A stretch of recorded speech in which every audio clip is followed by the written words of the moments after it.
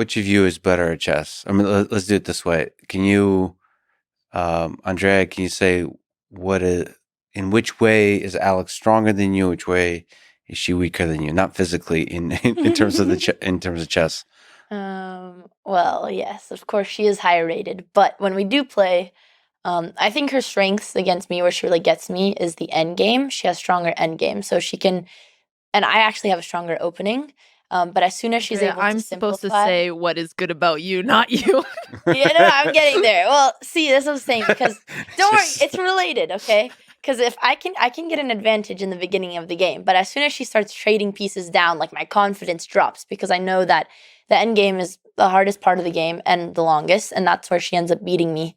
So her end game is I think, really what makes the difference. And she It has sounds maybe a like little her bit psychological warfare is better too. that Because if you're definitely. getting nervous, That is But it's harder to play another- against higher rated players. Same how, Magnus and former world championship champions have that psychological edge. So I think it's always going to be different for Andrea, because she knows statistically she should be winning something like 1 in 4 games, but she usually does better than that because she's very distracting and talks a lot. That does help. what does it feel like to play a higher rated player?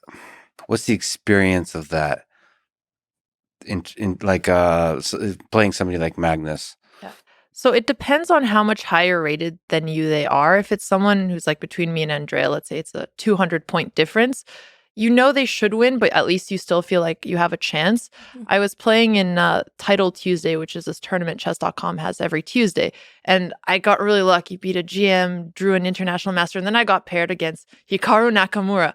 And my brain just went blank because I just know that I'm so unlikely to win that I couldn't even play the game properly when it's that much of a difference where they should be winning like 99% of the time. But that's like psychological. So you're saying that's the biggest experience, is like actually knowing the numbers and statistically thinking there's no way I can win. But I meant, like, is there a suffocating feeling, like positionally you feel like you're constantly under attack?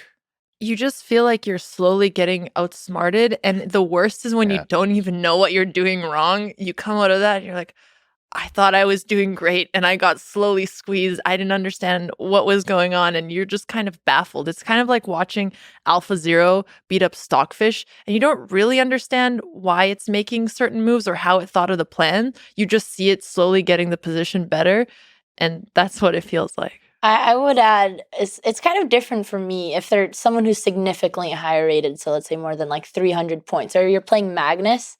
What I notice is I just feel lost straight as soon as I don't know my preparation, because they know so many opening lines that they're going to know the best line to beat you that you haven't studied. So then on move 10, you're like, he already has a maybe plus 0.5 advantage, which is really small, but for someone with such a significant skill level, you're already lost at that point, and it's like a third of the game. What are the strengths and weaknesses of Andrea? Andrea is very good at opening preparation. As she said. As she said, she likes bringing that up. I mean, she's very meticulous about it, where she'll really go in and learn her lines. And having that initial starting confidence isn't just helpful for the opening, but it helps develop your plans for the middle game. So I think she's very good at that. I think she's actually pretty good at tactical combinations. What is tactics? Tactics is like confused. solving puzzles, or basically finding lines that are forced, where if you find them, you're going to win. So that's like puzzles within a position. Game. Yeah, exactly. Whereas strategic chess is making slow moves, and over the process of like 20 moves, you get a slightly better position based on an understanding of the overall strategy.